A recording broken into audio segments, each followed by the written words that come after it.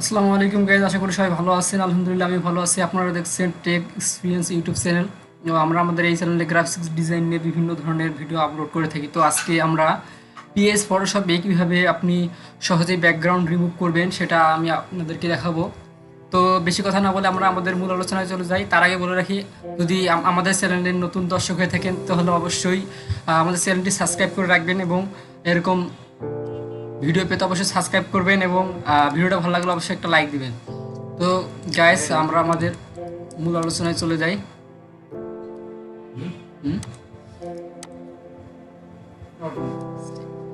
তো আমাদের কাজটি করার জন্য সর্বপ্রথমে যেটা করতে হবে, যে আমাদের পিএস ফটোশপটা ওপেন করতে হবে। তো পিএস ফটোশপে আমরা ক্লিক দিলাম।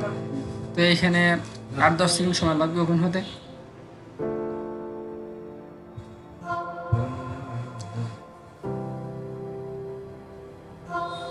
তো এখানে 8-10 সেকেন্ড ওয়েট করবেন, তাহলে আমাদের অ্যাপসটি ওপেন হয়ে যাবে। তো আপনি যদি যে ফটোটা দিয়ে কাজ করতে চান সেই ফটোটা অবশ্যই আপনার কম্পিউটারে রাখবেন বা ল্যাপটপে রাখবেন। তো আমি আমার মনিটরে ফটো ডাউনলোড করে রেখেছি ব্যাকগ্রাউন্ড রিমুভ করার জন্য।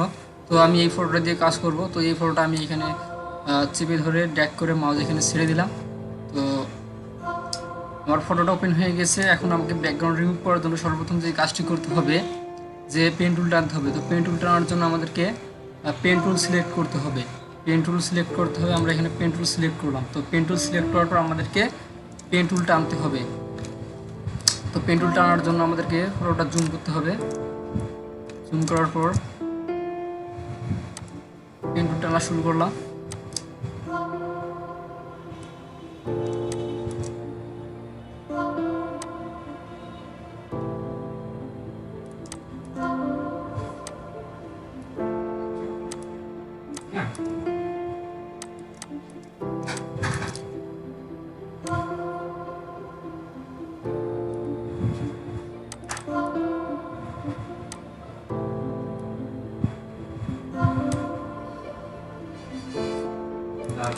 তো গাইস, অবশ্যই কাজ করার সময় পেন টুল ভালোভাবে টানবেন। যদি পেন টুল ভালোভাবে না টানতে পারেন তাহলে আপনার যেটার ব্যাকগ্রাউন্ড রিমুভ করবেন সেটা ভালো দেখাবে না। অবশ্যই পেন টুলটা ভালোভাবে টানা শিখবেন, তারপরে কাজ করবেন।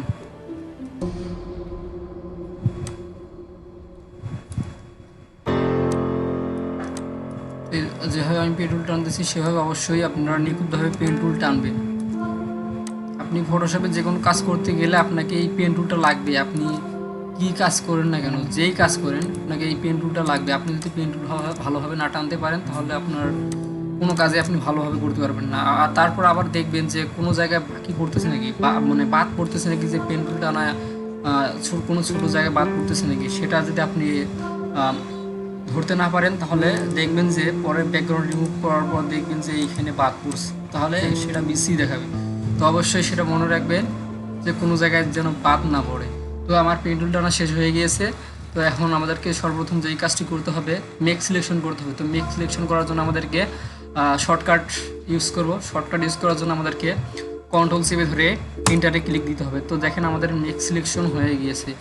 তো এখন এর পিছনের যে ব্যাকগ্রাউন্ডটা আছে বাগানের, এই ব্যাকগ্রাউন্ডটা রিমুভ করার জন্য আমাদেরকে যেই কাজটি করতে হবে, আমাদেরকে এখানে লেয়ারে যাইতে হবে।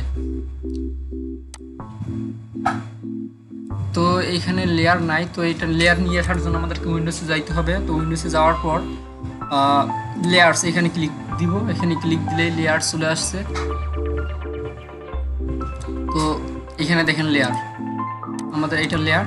তো এখানে লেয়ার আসছে। তো আমি সিলেকশন করার পর ইন্টারে ক্লিক দেওয়ার পর এখন আমাদেরকে যে কাজটি করতে হবে, কন্ট্রোল চেপে ধরে যে ক্লিক দিলে আমাদের একটা লেয়ার চলে আসবে। তো দুইটা লেয়ার হলো, এখানে আমাদের 1 নাম্বার লেয়ারের চোখটা অফ করে দিতে হবে।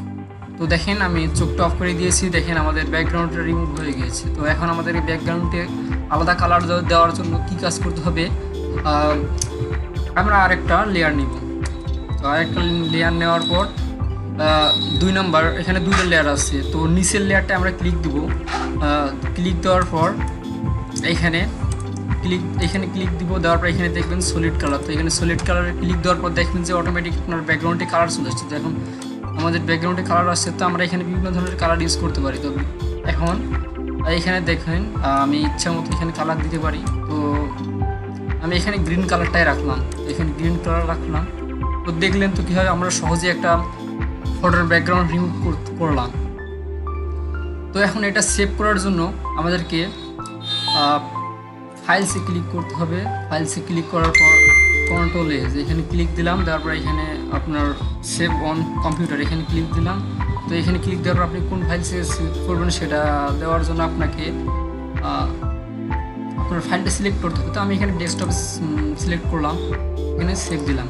তো আমার ফাইলটি সেভ হয়ে গিয়েছে। তো গাইস, এরকম নতুন নতুন ভিডিও পেতে অবশ্যই আমাদের চ্যানেলটি সাবস্ক্রাইব করে রাখবেন এবং ভিডিওটা ভালো লাগলে অবশ্যই একটা লাইক দিবেন।